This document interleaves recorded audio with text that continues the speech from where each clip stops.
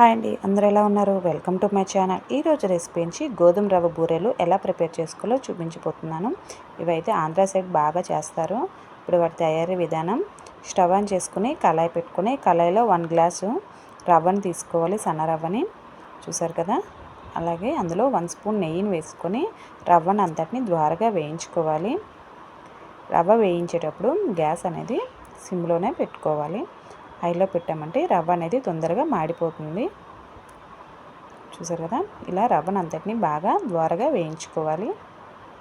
రవ్వ వేగింది అంటే మనము రవ్వను అంతటిని పక్కకు తీసేసుకుందాం. చూసారు కదా, రవ్వ అనేది ఆల్మోస్ట్ వేగిపోయింది. ఇప్పుడు రవ్వను అంతటిని పక్కకు తీసేసుకొని అదే కళాయిలో ఏ గ్లాస్తో అయితే మనము రవ్వను తీసుకున్నామో అదే గ్లాస్తో 1 గ్లాస్ షుగర్ని కూడా తీసేసుకోవాలి.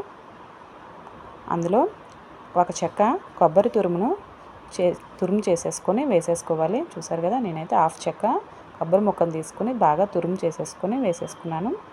మీకు కావాలంటే చిన్న చిన్న ముక్కలుగా కూడా కట్ చేసి వేసుకోవచ్చు. చూసారు కదా, ఇప్పుడు మనం ఏ గ్లాస్తో అయితే రవ్వ తీసుకున్నామో అదే గ్లాస్తో 2 గ్లాసుల వాటర్ని కూడా తీసేసుకోవాలి. వాటర్ని కూడా తీసేసుకొని బాగా కలిపేసుకొని బాగా వాటర్ అనేది మసిలేంత వరకు వెయిట్ చేద్దాం. బాగా బాయిల్ అవ్వాలి వాటర్ అనేది.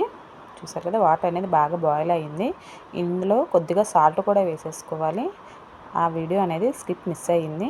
ఇప్పుడు మనము పక్కన పెట్టుకున్న రవ్వని కొద్దిగా వేసుకుంటూ బాగా కలిపేసుకోవాలి. రవ్వ వేసేటప్పుడు మొత్తంగా కలుపుతూ ఉండాలి, లేకుంటే ఉండ కట్టేస్తుంది. చూసారు కదా, అందులోనే కొద్దిగా ఇలాచి పొడి కూడా వేసేసుకుందాం. ఇలా మొత్తంగా రవ్వను అంతటిని బాగా కలుపుకోవాలి. బాగా చిక్కగా అయ్యేంత వరకు కలుపుతూ ఉండాలి. చూసారు కదా, రవ్వ అనేది బాగా చిక్కగా అయిపోయింది. ఇప్పుడు మనం ఇందులో 1 స్పూన్ నెయ్యిని కూడా వేసుకొని బాగా కలిపేసుకుందాం. ఇంకా స్టవ్ ఆఫ్ చేసేసుకుని కాసేపు చల్లారాక కొద్దిగా నెయ్యి చెయ్యికి తడి చేసేసుకొని ఇలా చిన్న చిన్న ఉండలుగా చుట్టేసుకోవాలి. చూసారు కదా, ఇలా చిన్న చిన్న ఉండలుగా కూడా చుట్టేసుకొని పక్కన పెట్టేసుకోవాలి. నేను చేస్తుంటే మా చిన్న పాప కూడా చేస్తా అని రెడీ అయిపోయింది.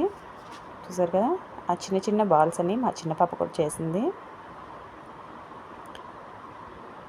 ఇప్పుడు మనము వీటిని పక్కన పెట్టేసుకొని వీటికి సోయా రెడీ చేసుకుందాం. చూసారు కదా, దోశ పిండికి అయితే మనం ఎలా అయితే మిక్సీ పట్టుకుంటామో అలా పట్టుకోవాలి. మిక్సీ పట్టుకున్నాక అందులో కొద్దిగా సాల్ట్, 3 స్పూన్స్ షుగర్ని వేసేసుకొని బాగా కలిపేసుకోవాలి. ఇప్పుడు స్టవ్ ఆన్ చేసుకొని కళాయి పెట్టుకొని కళాయిలో ఆయిల్ వేసేసుకోవాలి. ఆయిల్ బాగా హీట్ ఎక్కేంత వరకు వెయిట్ చేసి మనము సోయి తీసుకున్నాము కదా, అందులో ఈ ఉండల్ని వేసేసుకొని చూసారు కదా, ఇలా స్పూన్తో ఇలా మనం వేయడం వల్ల మనకి ఈజీ అవుతుంది. ఇలా ఒక్కొక్కటిగా ఇప్పుడు మనము ఆయిల్ అనేది బాగా హీట్ ఎక్కింది కదా, ఇలా ఒక్కొక్కటిగా మనం వేసేసుకోవాలి. మరీ ఎక్కువగా వేయ అవసరం లేదు, ఒక 3 వేసుకుంటే సరిపోతుంది. అదే మీ కళాయి పెద్దగా ఉంటే ఎన్నైనా వేసుకోవచ్చు. ఇది చిన్నగా ఉంది కాబట్టి నేను 3 వేసేసుకుంటున్నాను. చాలా సింపుల్ అండి. మీ పిల్లలు కూడా ఎంతో ఇష్టంగా తింటారు. మీరు కూడా ట్రై చేయండి. చూసారు కదా, మనము వేసిన వెంటనే ఎప్పుడు కూడా గంటతో కలపకూడదు. కాసేపు అయ్యాక ఇలా మనం తిప్పాము అంటే తొందరగా వస్తుంది, ఊడి వస్తుంది.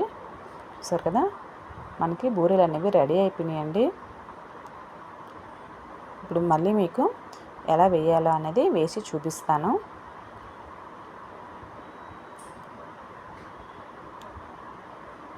చూసారు కదా, ఇలా ఒక్కొక్కటిగా వేసేసుకోవాలి. నా వీడియో కానీ మీకు నచ్చినట్టుంటే లైక్ అండ్ షేర్, సబ్స్క్రైబ్ చేసుకోండి.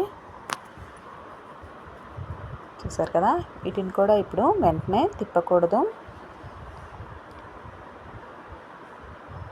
ఇలా మొత్తంగా అన్నిటిని కూడా తయారు చేసేసుకొని పక్కన పెట్టేసుకోవడమే, సర్వ్ చేసుకోవడమే.